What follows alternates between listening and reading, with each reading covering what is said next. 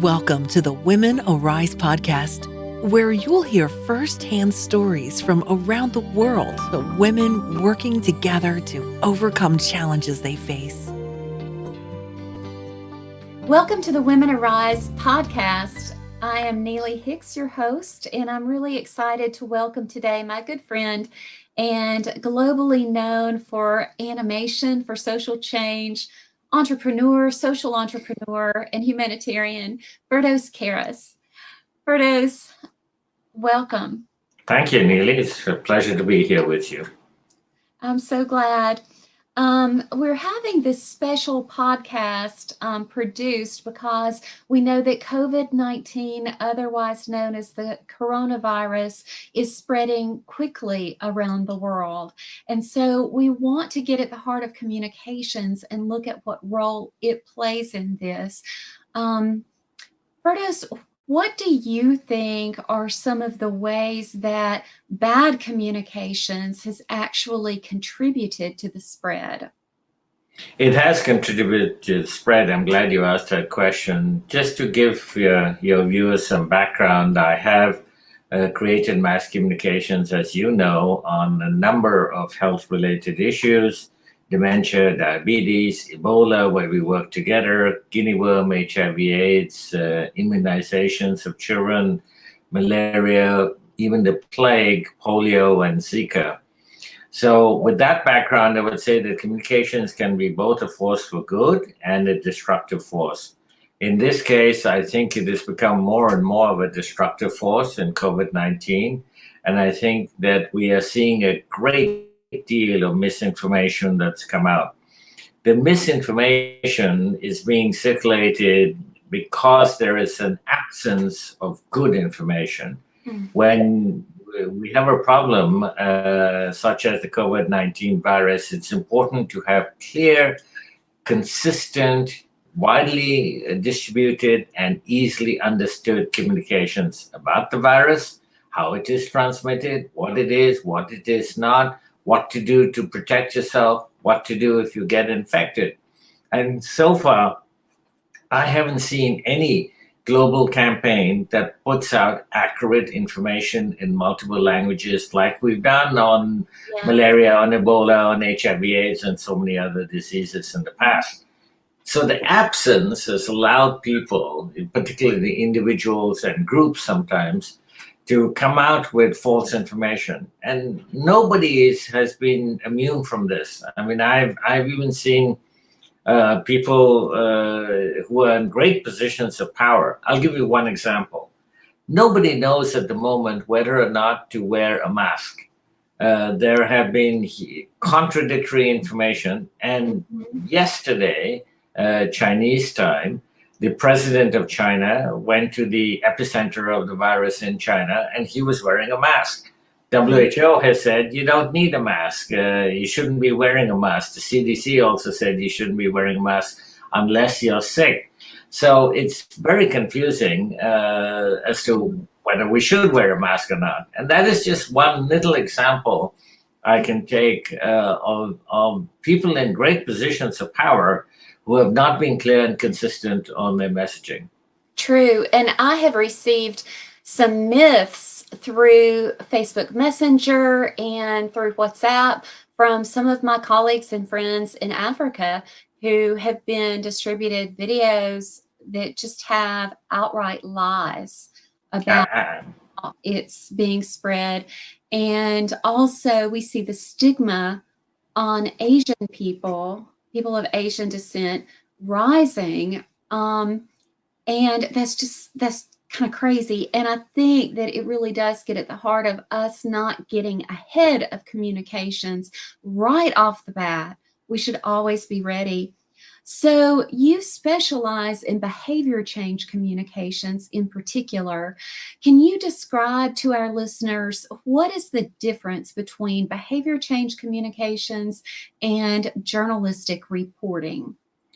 Well, journalistic reporting is basically trying to get an information out about a particular subject.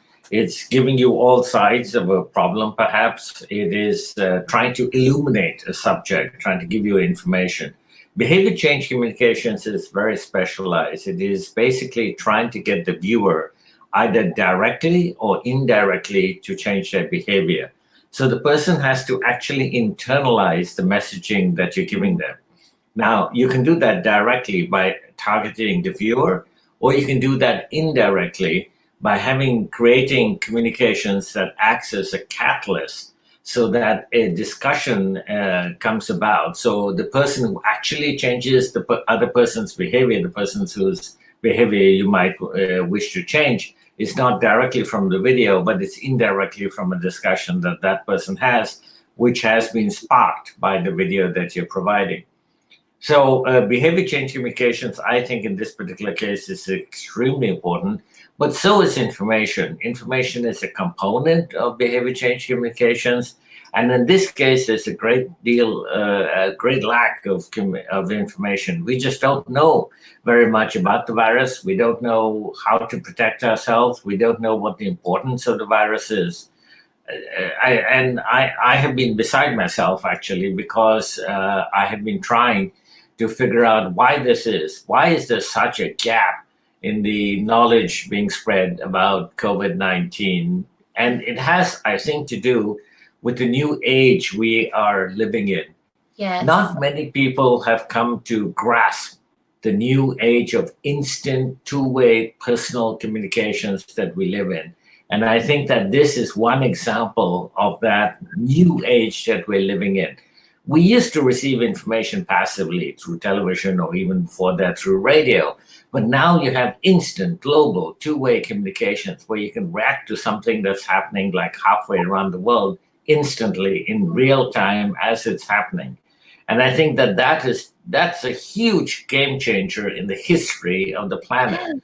And we are seeing here a really good example of how people have not come to grasp with that new age. Well, and I think you and I have been kind of at the forefront on many spheres of influence of realizing that we are at this point in history that humanity has never before seen, and that we have amazing opportunity to do things that could benefit people, not only from prevention of this one disease, but that we can get ahead of the curve and prevent any kind of virus that comes along through adaptive behaviors along the way, making sure that we take care to wash our hands. That's something that's not done all over the planet. And even in places where it is done regularly, people get lax about how to wash their hands. There's so many things that we can do to boost our health education, particularly within the Women Arise Collective. That's one thing that we want to do so that women then pass the information generation to generation. Absolutely, you're so right. And here you have been pivotal, I think, in stopping the Ebola virus in the DR Congo. It's very ironic because just a few days ago, in fact, the international community announced that the last patient that was Ebola positive left a health facility in the Democratic Republic of the Congo. And we have been battling this for several months in the Congo. And we learned the lessons from about 3-4 years ago when we battled Ebola together in the West African countries during that serious outbreak. But that outbreak gave us so many lessons that still have not been applied. And one of the lessons that I think that you and I have come to conclude that the international community in general has not yet come to conclude is the importance of prevention. We are very good at treating people, and that's what we're doing with Ebola. With COVID-19, all the headlines are about, well, there've been another 10 infections here and 5 infections there and people going into isolation. That's all post-infection.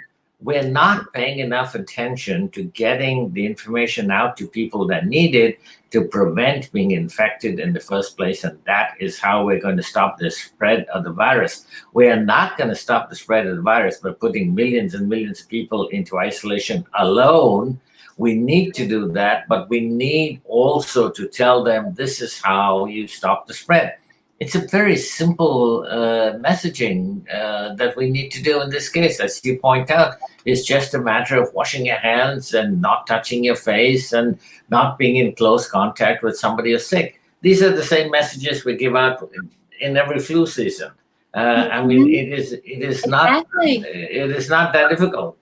Yeah. The fear that has been created around COVID-19 has now overwhelmed the world. I mean, I'm mind-boggled by the fear that has been created, and created by people sometimes in positions of power, like politicians, doctors, international organizations.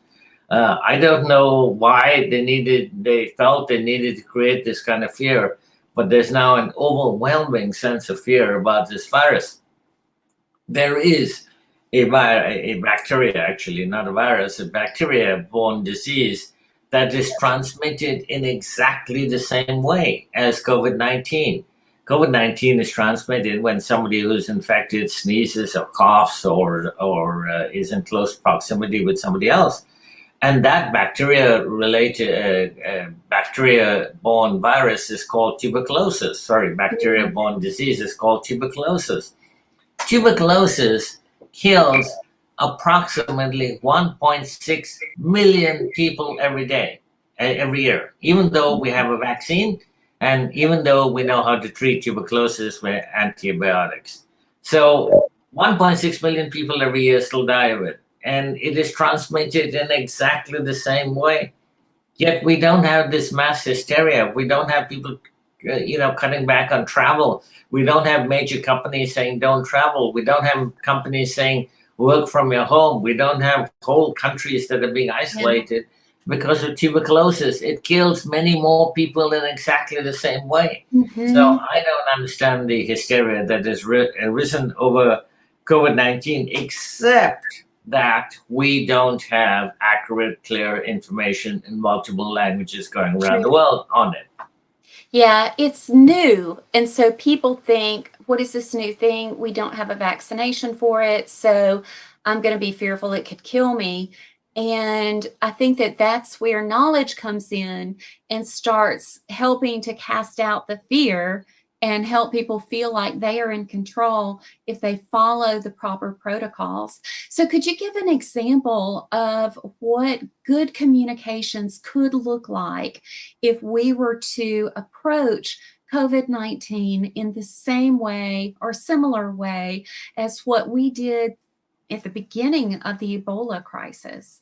Well, I think we would use the same technique. I would like to create a series of whiteboard animations, not the kind of animation, 2D animation that we used in Ebola, but whiteboard animation, because in this case we need to do more education than anything else, and whiteboard lends itself very well to that.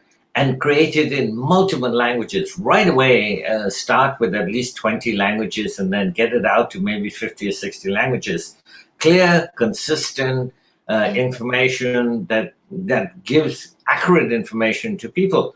One of the things that you just mentioned, people are fearful of being killed by this virus. Well, it is not a death sentence. It is not a guillotine if you get it. And we had that message all the way back in the Ebola crisis.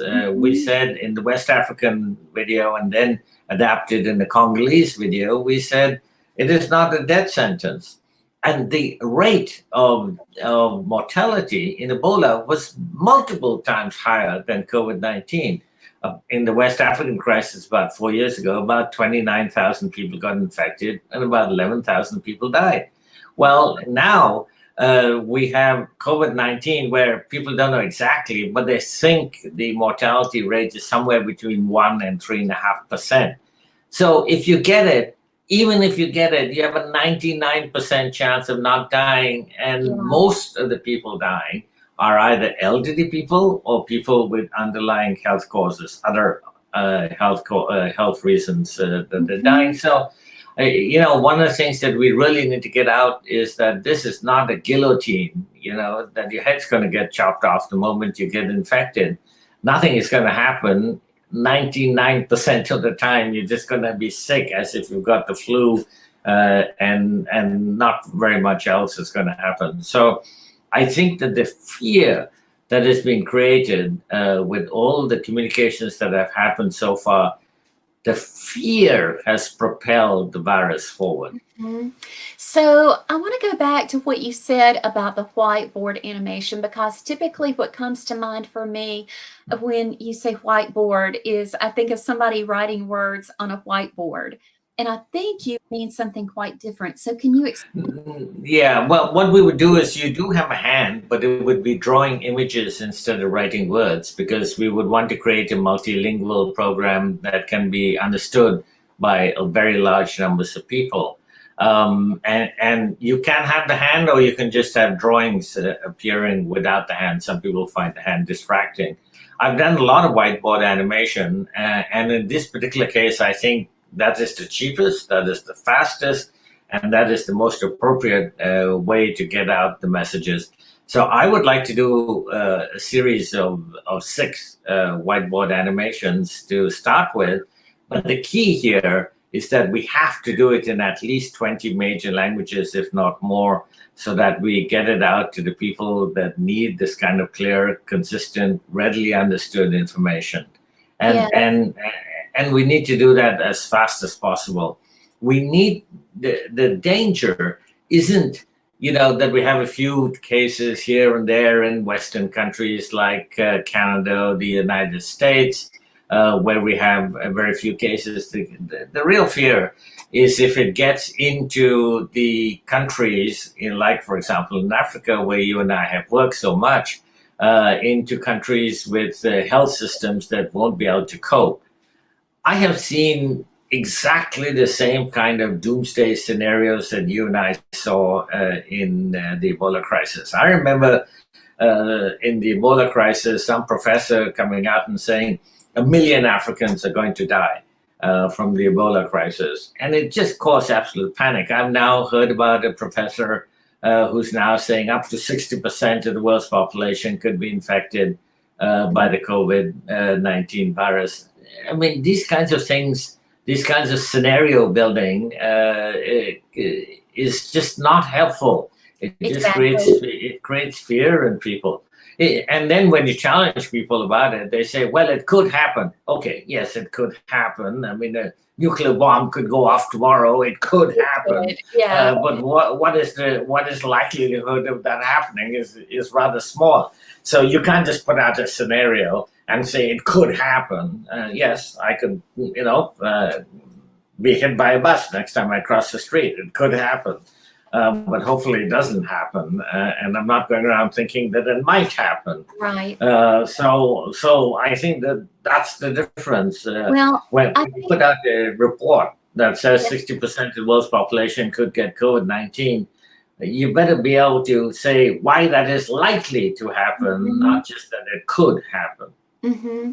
Well, I think this gets back to ethics around communications and the role that each person plays in being influencers, because we know that like some people get branded as social influencers, and those typically are people who have huge followings. But the truth is, each one of us who have Facebook accounts, Twitter accounts, we are influencers, if only on a small scale, or a large scale, but we're influencers. And so there's a responsibility, an inherent responsibility that comes into that equation, that when you go out onto one of these platforms, that we know what is truthful, what is helpful.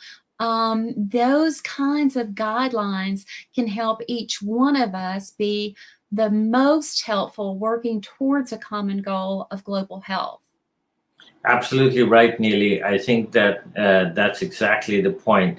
We need to be able to police social media. We need to be able to extract out information that is simply inaccurate or untrue, especially people suggesting some kind of quack preventative measure, or use this product and you won't get COVID-19. It's just completely nonsense. Yeah, I think I think that the ethics brings you to the question of who is doing the influencing. The problem that we've had so far is that very credible people have been doing the influencing, along with millions of people posting various things on social media that are inaccurate. But very credible people have been creating some of this fear that exists right now. Sure. And they too need to tone down and need to say this is the real situation regarding this new virus. It's important for new leaders to emerge on this subject. We can't rely on the leaders that we've already had. I think that those ethicists and those people, for example, religious leaders who deal with this on a daily basis, ethics, need to step forward and now say, look, this is the accurate information and we need to get out accurate information, and that's all we need to get out. Yes.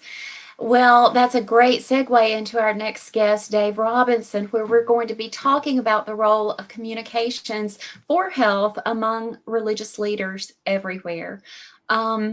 I want to thank you for this insight. This has been an amazing conversation, and I hope that we will come back soon and talk about the animation work that you are creating and have created, because this is definitely one project that needs to be funded so that we can not only respond to a situation right now, but that we can actually get ahead of situations that will happen again in the future of humanity. Well, thank you very much, Neely. And I do want to reiterate that your work in the Congo in stopping Ebola and previously in West Africa in stopping Ebola has been pivotal. And I think, I hope that you will continue your work in this virus and the next virus that appears. It is a great service to humanity. Well, thank you, Firdaus. We're a great team. Thank you very much, Neely. It's great living in the age of technology. Absolutely. Now I'd like to turn to our next guest, Dave Robinson, who is a good friend and the former Director of Multi-Faith Cooperation for Child Health and Protection at World Vision. Welcome to the show today. Thanks, Neely. It's good to see you again. I just want to start with telling our listeners how you and I met. I was starry-eyed about being able to attend a conference in Washington, D.C. about Ebola, and I wanted to share what we were doing at United Methodist Communications, and you were in the room, and we met that day, and we have stayed in good touch. We've collaborated on projects together, and I think that we are going to have a very rich discussion today. Well, Neely, I remember that meeting in October of 2014 vividly, when you told the story of how you and the United Methodist Communications and the denomination were working with faith leaders, the clergy, the bishops, the pastors, the laity in Sierra Leone and Liberia, supporting them through text messages to go over cell phones, basically, to get biomedical public health information out to congregations, with also encouraging texts from Scripture that were germane to health, and confronting basically the fear of death. And fear was a massive issue in the Ebola response, and dealing with people who didn't necessarily trust what they were hearing through the normal media and through the governments and through various channels that seemed rather remote or outside of their experience. And what you and your colleagues at the United Methodist Communications did, that was a very creative innovation to fuse the Scripture with public health messages in a way that encouraged people to not only listen, but to put into practice and to put their faith at work in congregations, to put their faith in action. And this use of technology and health communications became a very, very important part of enabling and empowering faith leaders to speak with authority, in the sense not just spiritual or religious authority, but to channel the correct scientific information. Yes. And one of the key interviews in the post-Ebola response was a Muslim woman from Bo, Sierra Leone, who was the principal of the local high school, who said, when we started to hear about Ebola, we weren't quite sure if we could trust the messenger. But when imams and pastors began to preach and teach and share each other's pulpits and come together as Christians and Muslim leaders, that they were united and showed unity, but on the same message, sharing what we needed to do to wash our hands, to avoid bodily contact, to have safe and dignified burials. When we began to see that, the faith leaders helped us trust the information. So I think one of the lessons from that experience that we shared in the work we did, I think is also useful this time around with this virus, that we need correct information from public health professionals who know exactly what's going on. And in this case, the information is evolving. The testing, the scientific, biological, the biomedical information about this virus is still emerging. How lethal it is, how contagious it is, how long someone is infectious. These are still emerging. The information is becoming clear, but this is evolving as the public health community and the biomedical community really get a handle on this virus. Faith leaders can add value in how that's transmitted through their congregations.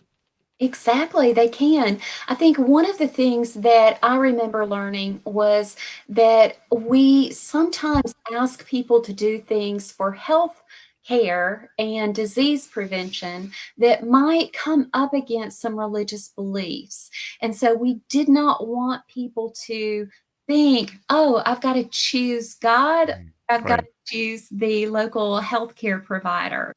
I can't listen to them both. And so creating that synergy of messaging that allows someone to understand that we're actually being more faithful to God through caring for these bodies in the ways that we know will not only protect ourselves, but our entire communities.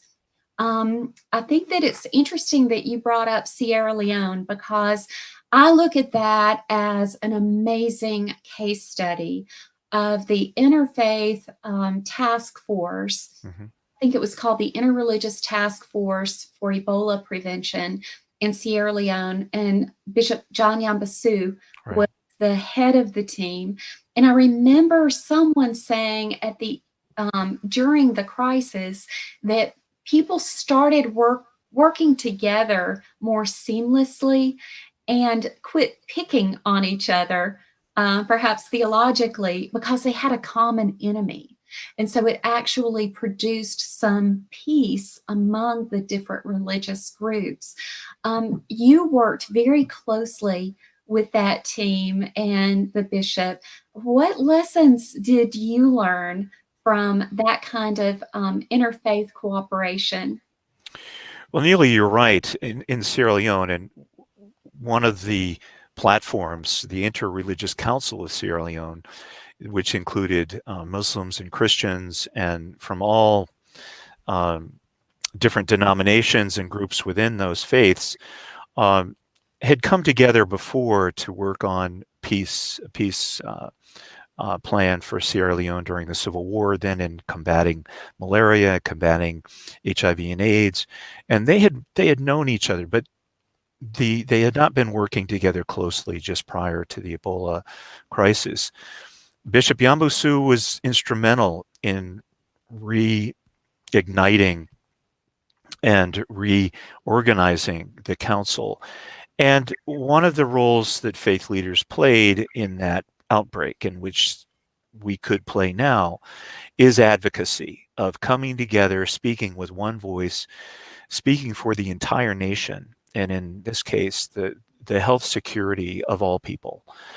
This is at the end of the Ebola crisis in Sierra Leone, one of the lessons people talked about was the silver lining was the crisis actually had an opportunity to address the divisions and distances between religious traditions. And it built a sense of unity, a common purpose, a common vision, and this is one of the key, I think, outcomes, which leads to a lesson of how do we encourage, as people of faith, coming together around serving each other, our own communities, as well as our neighbors. The core of my faith, as a Christian, as a follower of Jesus, is loving God and loving neighbor. Yes. And so one of the things that happened during the Ebola crisis was how do we take care of each other at the same time of taking care of our own communities? Also hidden in that commandment is that we're to love our neighbor as we would love ourselves. So self-care, self-preservation, it's like the mask on the airplane when you're supposed to put it on first before you care for the people next to you. So that exactly. One is self-care is very important in this case. Good hygiene, a good disease control in terms of stopping and slowing down due to our own personal hygiene. That was very important during the Ebola virus outbreak as well. So this coming together, advocacy, working to get the word out through our own communities, but sharing it with other communities is vital. Yes. So if you could work now with a multi-faith group of people, what kinds of lessons would you really want to bring forward from the Ebola crisis into now? One is, let's put aside, as you mentioned earlier, our theological differences. This is not a time to argue competing truth claims. This is not a time for proselytism. It's also not a time for syncretism. We all have our faith and our understanding of the truth according to what our faith teaches us. And let's respect those differences. But let's also pull together the common mandate across our religious traditions to care for each other and to save lives. So saving lives is paramount, and respecting the lives of every member of our community. And as Firdos mentioned, the most vulnerable in this case may be the elderly, may be those whose immune systems are compromised. My mother-in-law is 96 years old. Before this virus ever came out, the number one item on her care plan was protect her from upper respiratory infection. As someone who's 96, this has been the key for over a year of protecting her in hospice. So this is something we can all agree on as faith leaders, protecting the vulnerable, seeking the truth in terms of the truth in public health practice. Yes. And as that evolves, get that information out. So one of the factors in the religious groups all over the world is that we love to gather.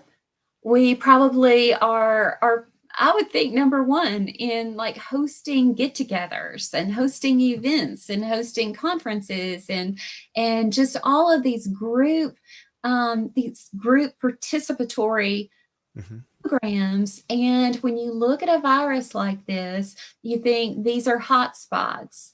And so it is such a great time for us to change our practice while we're together so when we depart from each other, people will be thinking still about hand washing, about not touching their faces so much, about greeting one another on the streets differently, rather than shaking hands. One of the things that I did maybe 2 years ago now in East Congo was we produced a song around hand washing, Mm-hmm. Swahili and French, and they sang the song, and it was all about dirty hand diseases. And it Well, was one of our ways of using communications to be memorable for mhm. people, where they might remember a song and then remember that they could prevent at that time Ebola, cholera, dysentery by washing hands. And because that kind of behavior change has to be internalized for all of those hand washing stations that typically are distributed at times like this to really have an impact. How have you seen information given from like clerics, from clergy, taken more to heart than local government officials? Back to the Sierra Leone practice that you really worked on a lot, Neely, the text messages that came in, we bought them for our organization, all our staff, and they began to really take them home to their own congregations, their own staff. One of the funny remarks made by one of the staff was, "Gosh, I get these text messages from my bishop. I didn't know he even knew I existed." And so through using technology, a remote tool like a cell phone um, can personalize the messages. And so different congregations, different um, groups can channel to their congregants and to those who attend those services information remotely.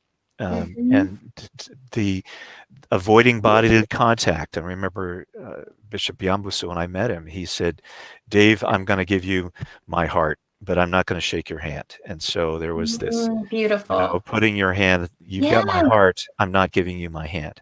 So avoiding bodily contact was one very practical and physical demonstration of appropriating public health information. And he did it with flourish and humor. And this would happen in the churches. One of the ironies, if I could, here in Washington, D.C., last Sunday, 2 days ago, the first official tested person with COVID-19 was an Episcopal priest at Christ Church in Georgetown. And the week before, he had given a sermon on how to prevent the spread of COVID-19. And so the irony here is in his best effort to convey through his sermon, and he actually washed his hands and disinfected the entire Altar. communion, the altar, but also the cup and all of the instruments of the Eucharist. He disinfected in front of the congregation. He came down with the infection. And here in Washington yesterday, there were calls for quarantine. The irony of this is, even with the best effort and willpower to convey appropriate information, there's still something about this virus that avoids that kind of prevention. So your comment earlier about it may be remote video gatherings may happen. Now, in the West, where we have no digital divide for most of the nation, there are parts of this country that can't do video conferencing, such Yes. as we're doing now. But I'm concerned, and I was just listening to C-SPAN House Public Health hearing, where the director of the CDC is voicing real concern for the spread of this virus outside of Western, well-prepared public health societies such as our own. Mhm. And for global health security and information sharing, such as we did in West Africa during the Ebola crisis, and you've been involved in with Ebola in the Congo, we're going to need to invest as Western faith leaders in our brothers and sisters in the global South to make sure information is made available that's correct, that's comes through in technological streams that are user-friendly, and that, as Firdos was saying, animated in ways that are translatable, maybe nonverbal Mhm. Yeah. imagery. So one of the things I think is a time for generosity of the faith community to be generous. Self-care is important, but taking care of our neighbor and the marginalized, the poor and the oppressed outside of our immediate scope is going to be important for us as faith leaders to remind people to Absolutely. be generous. Absolutely. And just to think about the disparity between some within the world who do not have access to the healthcare that others do have, I think that it is even more imperative that faith-based leaders take hold of the right information, share it with people, practice and be good models. I think that where we look at communities who may bury their own dead, these are also practices which hit close to home with faith traditions. And that practices, once again, will need to be looked at by the health communities and religious leaders, kind of making sense of how a shift in religious practices does not necessarily mean a shift in faith in God, that we still believe, and yet we can practice and care for our bodies in our ways that our minds know. We live in an age where communications is our friend, and that we can reach the ends of the earth now with information that can save lives and prevent human suffering. And that's what we're all about at Harper Hill Global. And the Women Arise Collective is committed to doing it within faith communities everywhere, working amongst all of the people, whether they are indigenous religions, Muslim, Christian, it does not matter. We all face the societal crises together, such as the coronavirus. May this become a time where we actually find commonality and find peace in the end. Thank you so much, Dave, for joining us today. I hope that you will be back on with us soon, and that we'll be reporting about the great work that is happening among coordinated faith leaders everywhere. Thank you. Thanks, Neely. And I hope this really gets broadcast widely and is good feedback comes in so that we can continue to adjust our messaging and keep the conversation going. Thank you. Thank you. God bless you. God bless you. Thanks for listening to the Women Arise podcast. Please be sure to subscribe to the show so you never miss a single episode. For more information or to make a donation to support the efforts of Women Arise, please visit womenarisecollective.org.